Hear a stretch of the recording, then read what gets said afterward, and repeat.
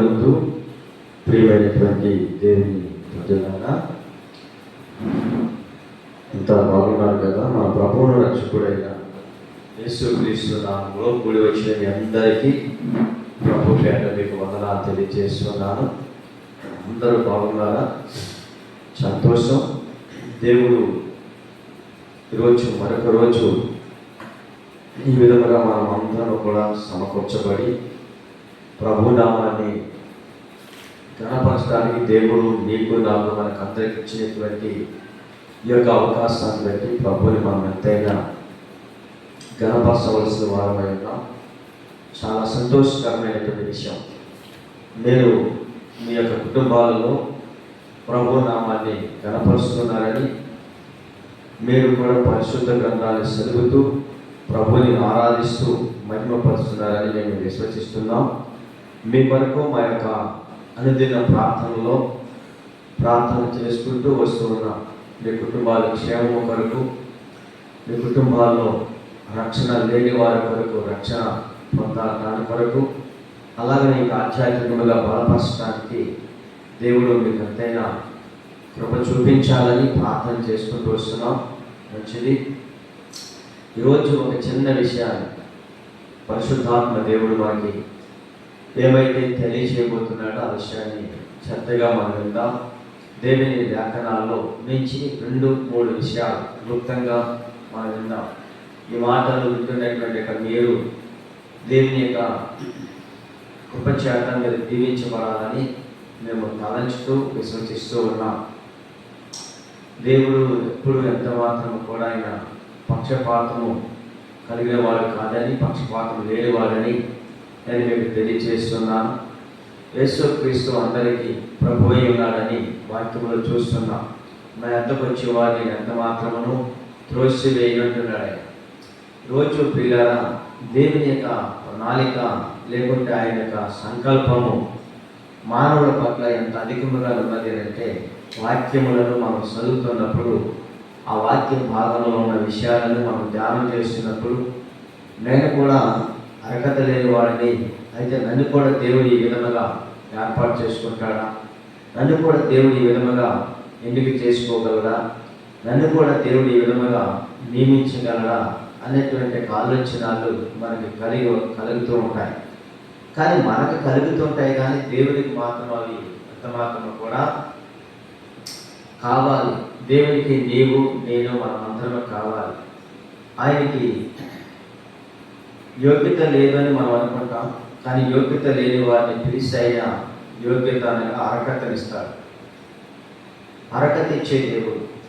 దేనికి భూమి మీద ఏలుబడి చేస్తున్నటువంటి రాజ్యాంగ పరంగా మనకు అర్హతలు కాదు, కానీ దేవుని కొరకు బ్రతకటానికి, ఆయన సువార్తను మోసుకెళ్ళటానికి, ఆయన సువార్తను ప్రకటించడానికి ఆయన కృపని మనకిచ్చి, ఆత్మశాత మనందరినీ కూడా అభిషేకించి ఆయన పనిలో మనం వాడుకోవటానికి వరకు ఆయన నియమించుతాడు, లేకుంటే అభిషేకిస్తాడు, ఏర్పాటు చేసుకుంటాడు. ఇది ఖచ్చితంగా ఆయన మొదటి నుంచి కూడా మనుషుల పట్ల ఆయనకు ఉన్నటువంటి యొక్క ప్రణాళిక, లేకుంటే ఆయనకు ఉన్నటువంటి యొక్క ప్రేమ.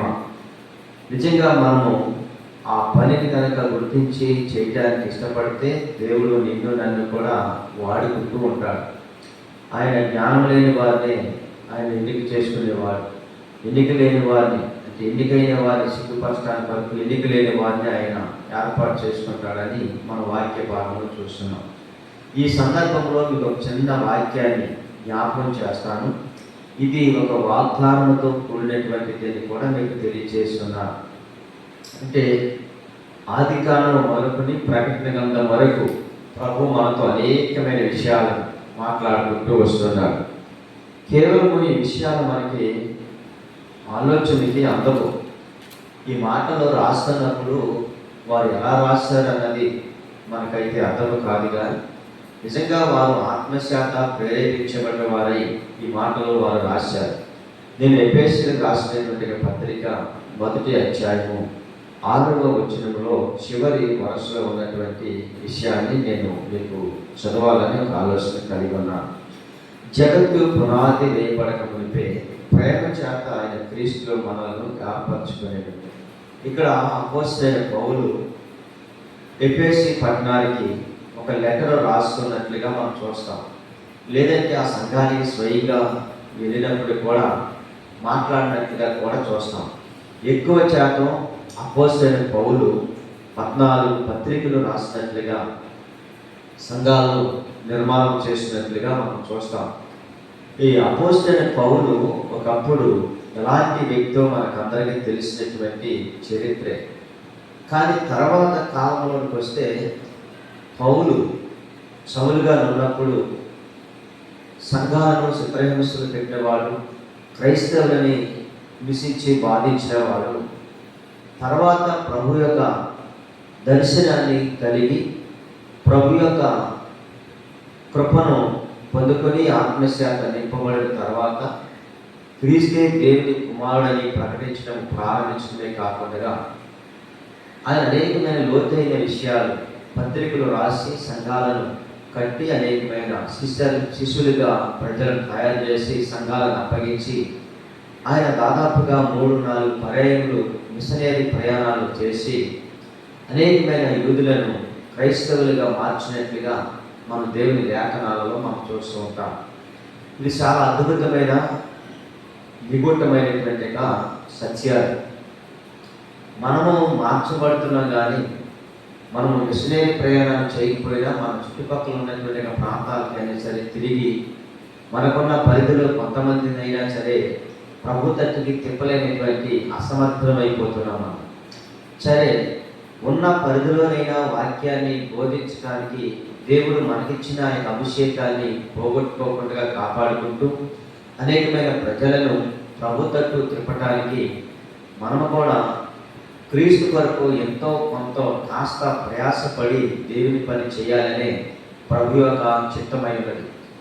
ఈ అపోస్తలుడైన పౌలు ఈ పత్రికలో రాయబడిన మాట ఏంటంటే, జగత్తు పునాది వేయబడక మునిపే, అంటే భూమి ఆకాశములను కలుగు చేయక మునిపే అని నేను అంటున్నా.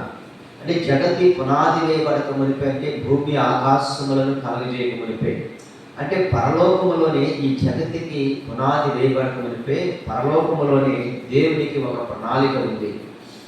నిజంగా పిల్లరా, ఇది ఈ ప్రణాళికను మనము ఆలోచిస్తూ ఉన్నప్పుడు మన ఊహకు అందదని చెప్పాను కదా, మన ఆలోచనకి కూడా ఇది తట్టదు అని చెప్తున్నాను. ఏ మనుషులు కూడా ఇదే జగతి పునాది వేయబడక మునిపి ఎక్కడున్నాడు ఈయన అని మనం ఆలోచిస్తుంటే అలా చెప్పుకుంటూ వెళ్ళిపోతాం. కానీ దీంట్లో ఉన్న లోతైన విషయం, జగతి పునాది వేయబడక మునిపే అంటే భూమి ఆకాశములను కలుగు చేయక మునిపే. మరి ఎక్కడున్నారు వీళ్ళు? ఒక ఉన్నతమైన పరలోకపు దేశంలో ఉన్నారు. అక్కడ తండ్రి, కుమార, పరిశుద్ధాత్ముడు వీళ్ళు అక్కడ ఉన్నారు. అక్కడే ఈ యొక్క ప్రణాళిక కలిగిందంటే దేవునికి ఏంటి ఆయనకి ఒక ప్రణాళిక అంటే, ఒక ఆలోచన అంటే, జగతి పునాది వేయబడక మునిపే ప్రేమ చేత, అంటే ప్రేమ అనగా దేవుని యొక్క ప్రేమ చేత అక్కడ రాయబడినటువంటి మాట మీరు చూస్తే క్రీస్తులో మనల్ని ఏర్పాటు చేసుకోవాలని ఒక ప్రణాళిక కలిగి ఉన్నాడు దేవుడు. దేవునికి మహిమ కలుగుగాక. అంటే దేవునికి వచ్చినటువంటి ఆలోచన, దేవునికి పుట్టినటువంటి ఆ యొక్క ఆలోచన ఏంటంటే, జగతి పునాది వేయబడక మునిపే తన ప్రేమ చేత ఆయన క్రీస్తులో మనల్ని ఏర్పాటు చేసుకోవాలి. ఎందుకు ఏర్పాటు చేసుకోవాలంటే దేవుని పని మన మూలముగా జరిగించాలి. ఇది ఎప్పుడు జరిగింది ఈ యొక్క ఆలోచన, ఎప్పుడు ఆయన పుట్టింది ఈ యొక్క బుద్ధి అంటే, జగతి పునాది వేయబడక మునిపే, అంటే పరలోకంలో ఉండగానే భూమి మీద ఏ ప్రణాళిక అయితే కలిగి ఉన్నాడో ప్రభువు, ఆ ప్రణాళికని అపోస్తలుడైనటువంటి పౌలు ద్వారా ఈ మాటలు రాయించినట్లుగా మనం చూస్తున్నాం. అసలు వాస్తవానికి ఈ విషయాలను మనం ఒకసారి ఆలోచిస్తుంటే దూరదృష్టిగా చాలా మన లోకకి ఆలోచనకి అందదని చెప్తున్నానే.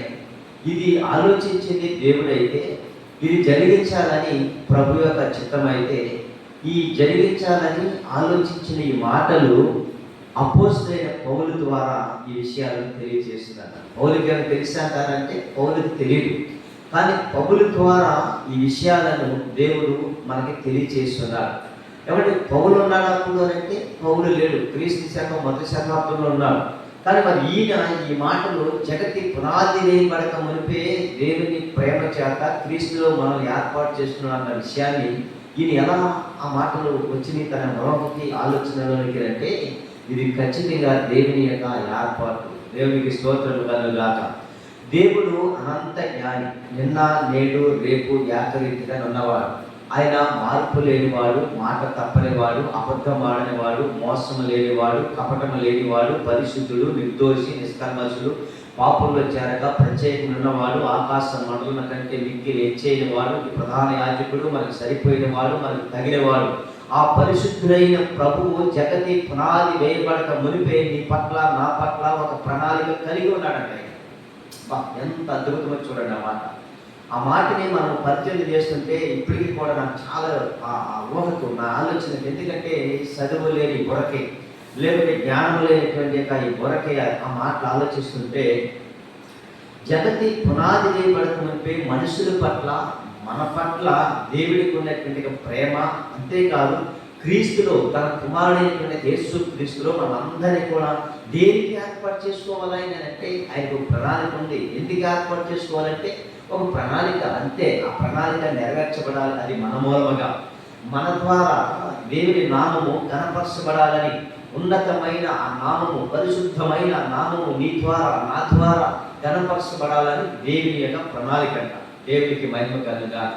ఈరోజు ప్రియమైన దేవుని ప్రజలారా, రేపు ఏమి జరగబోతుందో మనకు తెలియదు, రేపు ఏమి సంభవించబోతున్నదో మీకు తెలియదని వాక్యం కూడా ఉంది.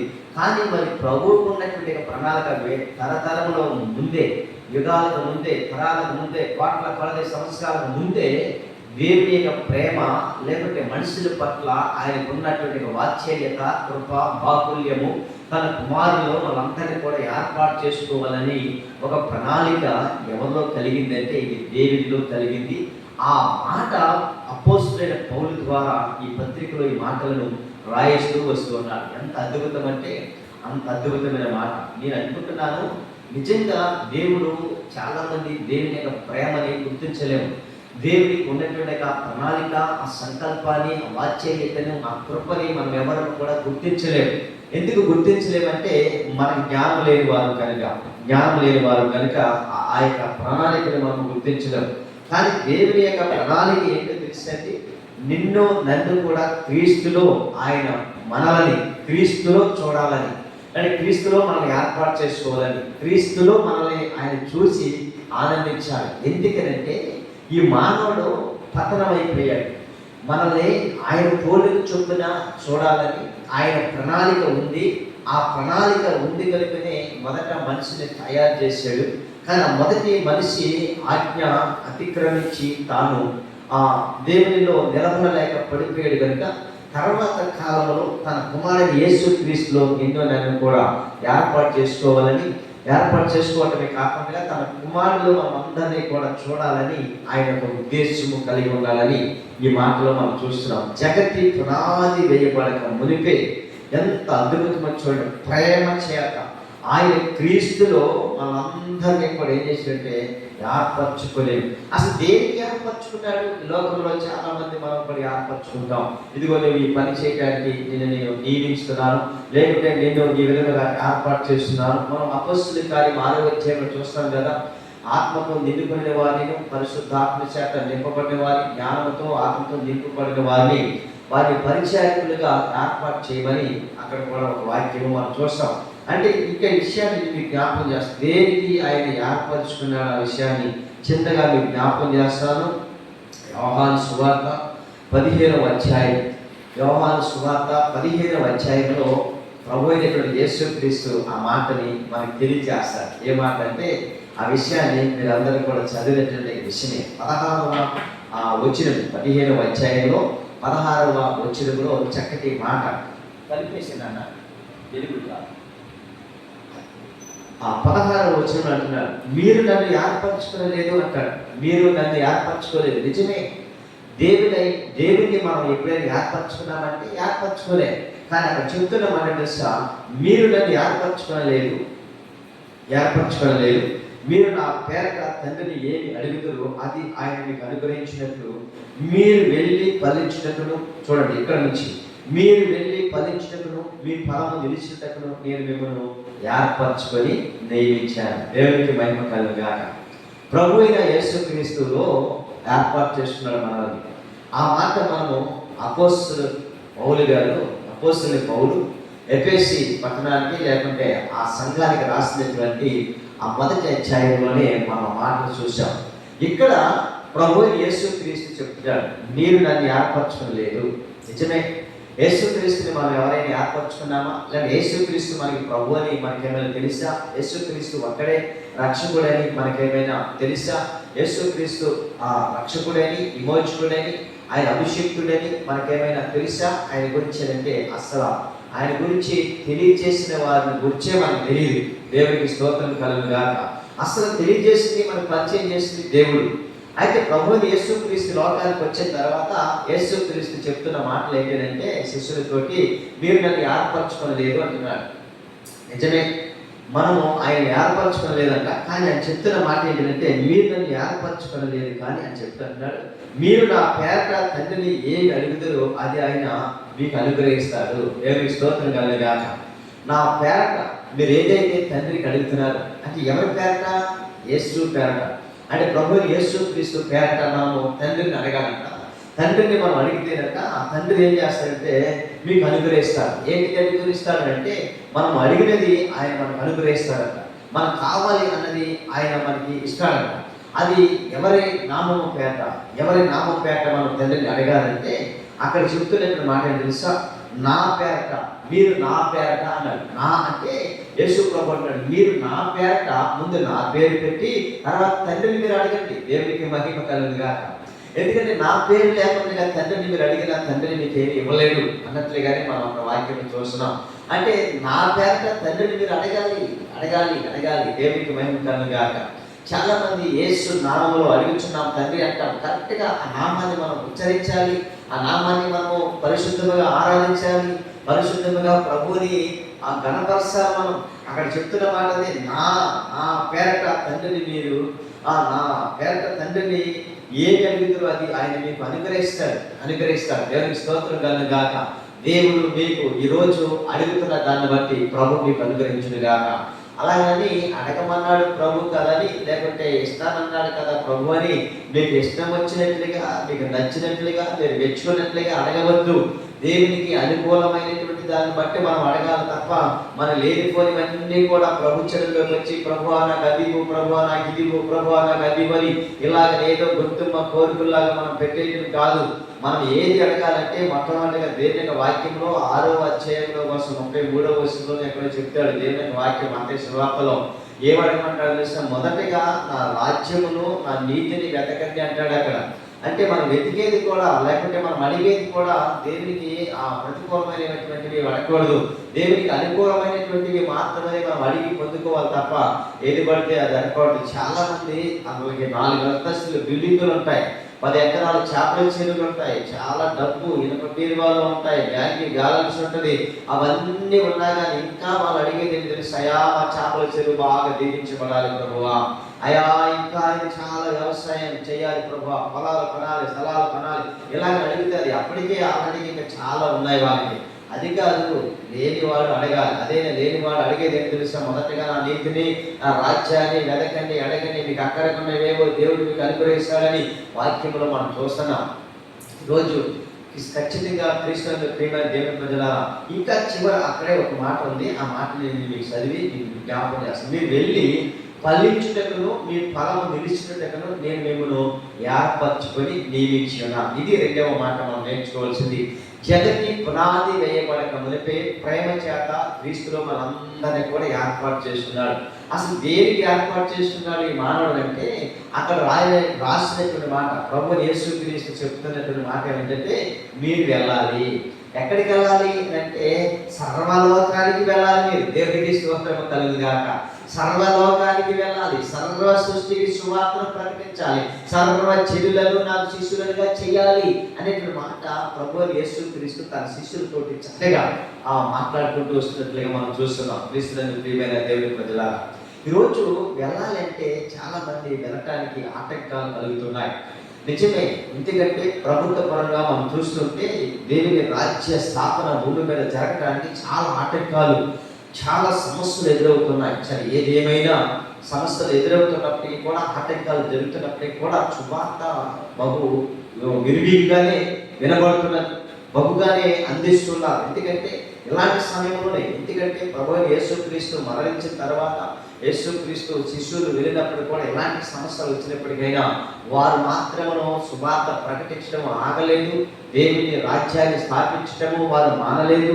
వారు ఎంత శ్రమ పరిచిన కొలది అంత వారు విస్తరించబడ్డారని నిర్గమాకాండంలో చెప్పబడుతున్నట్లుగానే వాళ్ళు ఎంత ఆ క్రైస్తవుల మీద వాళ్ళు దుమ్మిగా వచ్చి వారి మీద పడి హింసించిన, బాధించిన, చిత్రహింసలు పెట్టిన, హతసాక్షులుగా వాళ్ళని చంపివేసిన సువార్త పరిచర్య మాత్రం వాళ్ళు ఆపినట్లుగా ఎక్కడ మనకి కనబడలేదు.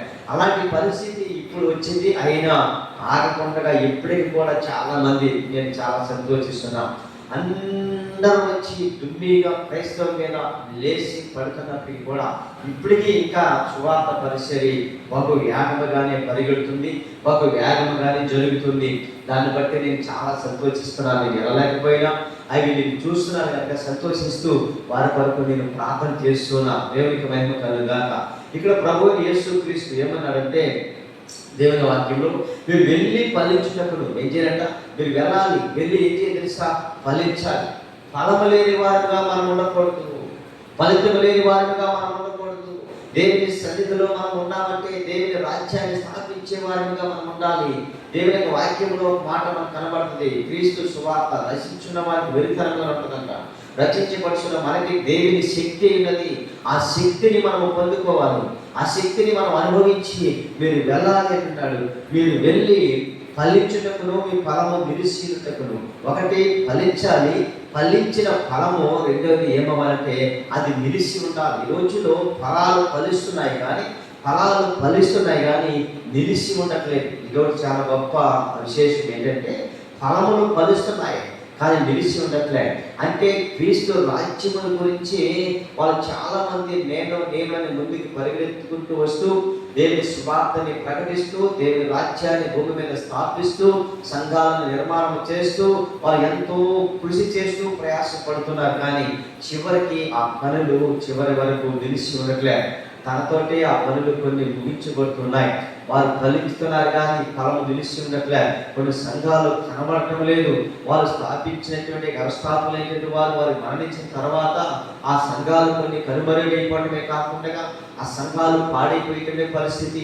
ఆ సంఘాన్ని మళ్ళీ తిరిగి విజయాలు చేసుకుని దాన్ని మళ్ళీ తిరిగి కొనసాగించేటువంటి పరిస్థితి కనబడటం లేదు. అయితే మీరు వెళ్ళాలి, వెళ్ళిన వారు ఫలించాలి, ఫలించిన మీరు ఆ ఫలము నిలిచి ఉండాలి. కొన్ని సంఘాలు స్థాపించబడుతున్న తర్వాత ఆ వ్యవస్థాపకులు కాలగర్భంలో కలిసిపోయాక తాను బ్రతికొండగా తన కుమారులకు లేకుంటే సంఘంలో ఉన్నటువంటి కొంతమంది యవనస్తులకు ఆ పరిచర్య యొక్క బాధ్యతను, ఆ భారాన్ని వాళ్ళకి అప్పగించలేకపోతున్నారో లేకుంటే అప్పగించిన వాళ్ళు కొనసాగించలేకపోతున్నారో ఆ వ్యవస్థాపకులు అలాగే ఆగిపోయిన తర్వాత ఆ ఫలము ఏమైందంటే ఫలించింది కానీ తర్వాత నిలిచి ఉండట్లేదు అన్నట్లుగానే ఆ సంఘాలు కొన్ని స్థలాల్లో కనుమరుగైపోతున్నాయి. కేవలం కారణం ఏంటి తెలుసా?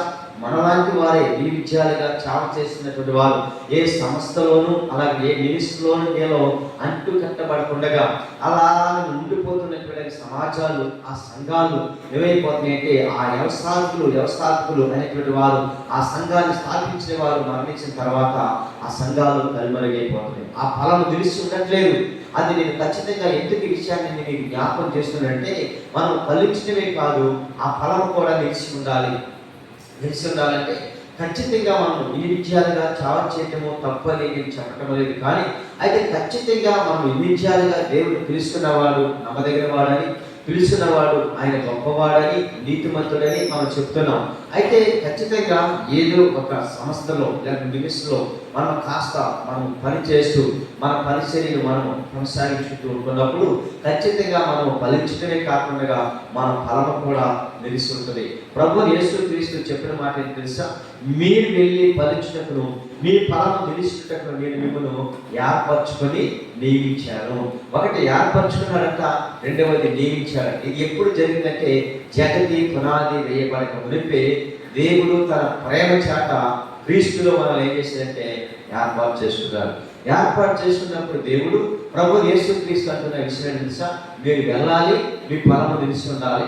అంతేకాదు మీరు ఫలించాలి, మీ ఫలము నిలిచినట్టు మీరు మిమ్మల్ని ఏర్పాటు చేస్తున్నారు. మొట్టమొదటి మాట ఏంటంటే, ఒకటిగా మనం ఆలోచిస్తున్నప్పుడు మనము ఫలించాలని ఆయన ప్రణాళిక. మనము ఫలించడమే కాకుండా మనలో ఉన్న ఫలము నిలిచి ఉండాలి. దేవునికి స్తోత్రం కలగాలి. మీరు వెళ్ళి ఫలించుటకును మీ ఫలము నిలిచినటకును నేను మిమ్మల్ని ఏర్పరచుకున్నాను. ఈరోజు క్రీస్తునందు ప్రియమైన దేవుని ప్రజలారా, ఈ నా మాటలు వింటున్నటువంటి మీరు కూడా ఫలించాలని, మీ ఫలము నిలుస్తుండాలని ప్రభువు మిమ్మల్ని ఈరోజు గొప్ప వాగ్దానంతో ఆయన మాట్లాడుతున్నాడు. ఇప్పుడు వరకు ఒకవేళ నీవు ఫలించలేకపోయేవేమో, ఒకవేళ ఇప్పుడు వరకు నీ ఫలము నిలిచిలేదేమో, ఈ రోజు నుంచి అయినా ప్రభు మాట్లాడుతున్నాడు. నీ ఫలము నిలిచి ఉంటుంది, నువ్వు బహుగా ఫలించబోతున్నావు. అది ఎలాగని తెలుసా? 30దంతులుగా, 60దంతులుగా, 100దంతులుగా నువ్వు ఫలించబోతున్నావని ప్రభు యొక్క వాక్యంలో మనం చూస్తున్నాం.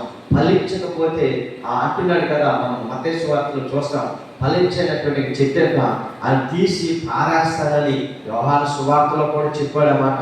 కనుక దయచేసి మనమందరం కూడా ఫలించుదుము గాక, అట్టి కృప దేవుడు మీకు అనుగ్రహించును గాక. రెండవ విషయాన్ని జ్ఞాపకం చేస్తాను. చూడండి, 33వ వచనంలో ఒక మాట అంటాడు. ఆ యొక్క రోమా పత్రిక 8వ అధ్యాయం 33వ వచనం, దేవుని చేత ఏర్పరచబడిన వారి మీద నేరము మోపువాడెవడు? దేవునికి స్తోత్రం కలుగును గాక. నిజంగా దేవుని చేత కనుక నీవు ఏర్పరచబడిన వాడవైతే, దేవుని పిలుపులో కనుక నీవు ఉన్నట్లయితే, దేవుని నిర్ణయం చొప్పున కనుక నీవు దేవుని పరిచర్య చేయడానికి వచ్చిన వాడవైతే, దేవుని స్వరము, దేవుని యొక్క ఆ యొక్క స్వరాన్ని, దేవుని దర్శనాన్ని, దేవుని ప్రేమ చేత ఏర్పరచబడిన వాడవైతే, దేవుని కృప చేత నింపబడి దేవుని పరిచర్యలోకి వచ్చిన వాడవైతే కనుక ఖచ్చితంగా నేరము మోపేవాడు మన మీద ఎవరు కూడా ఉండడని అపోస్తలుడైన పౌలు రోమా పత్రికలో 8వ అధ్యాయం 33వ వచనం అంటాడు. దేవుని చేత ఏర్పరచబడిన వారి మీద, నిజమే, దేవుని చేత ఏర్పరచబడిన వారి మీద నేరము మోపువాడు ఎవడు? మన మీద నేరము మోపేవాడు ఎవడు ఉండడు. ఎందుకు తెలుసా?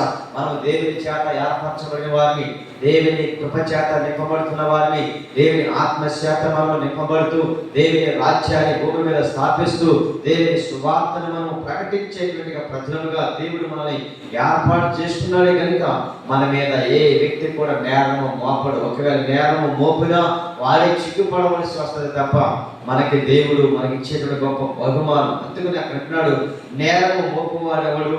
నీతిమంతులుగా తీర్చువాడు దేవుడే. నిజమే, దేవుడు కనుక మనం ఏర్పాటు చేసుకుంటే మనం ఎలా తీరుస్తున్నాడు అంటే చివరిగా నీతిమంతులుగా మనం తీరుస్తున్నాడు. ఎలాగ నీతిమంతులుగా తీరుస్తున్నాడు తెలుసా? ఆయన రక్తము ద్వారా మనం నీతిమంతులుగా తీర్చబడుతున్నాం.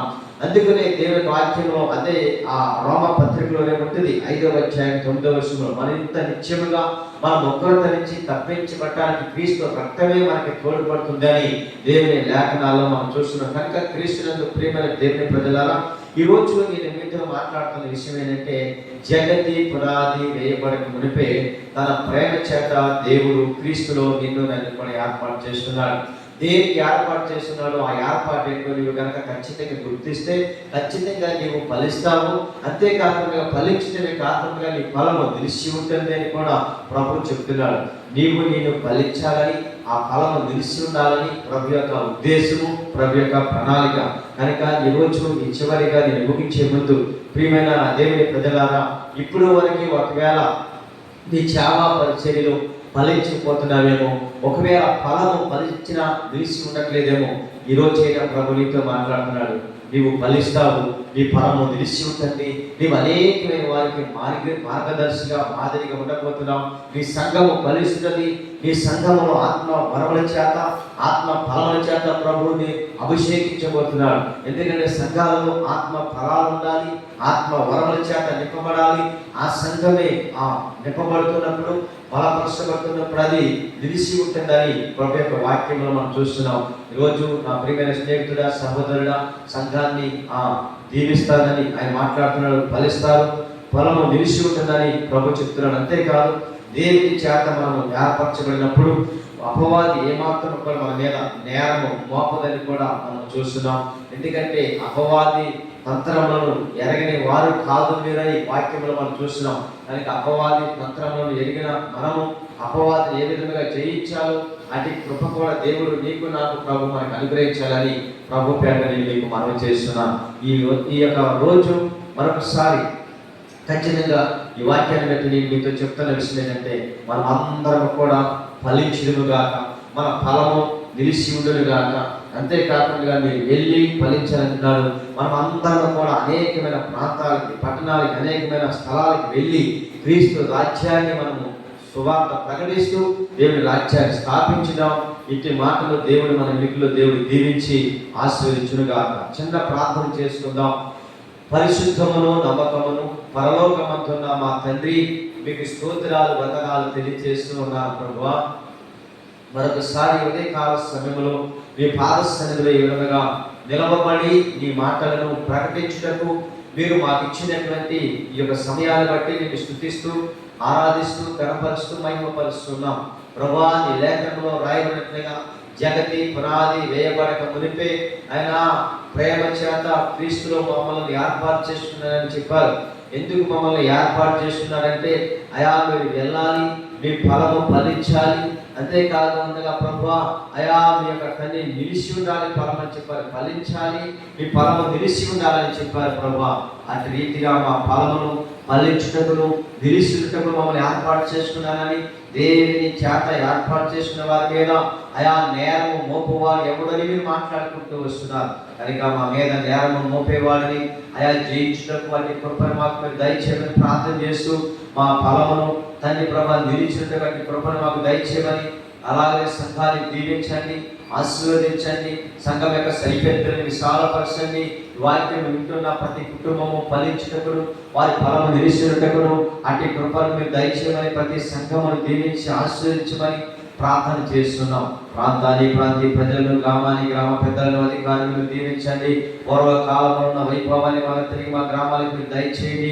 మంచి ఉపాధిని మీరు కలిగించండి. BCSC గ్రామ పెద్దలను దీవించి ఆశీర్వదించమని ప్రార్థన చేస్తూ, గ్రామంలో ప్రతి క్రైస్తవ సంఘాలను మీరు దీవించమని, ముఖ్యంగా మా యొక్క సంఘాన్ని కూడా బలపరిచి 30 60 100 ఆశీర్వదించమని, సమస్త ఘనత మహిమ ప్రభావములను మీరు మాత్రమే పొందుకొనమని మీ ప్రియ కుమారుడు రక్షకుడైన యేసుక్రీస్తు నామములో ప్రార్థనలు సమర్పించి పొందినాము తండ్రి.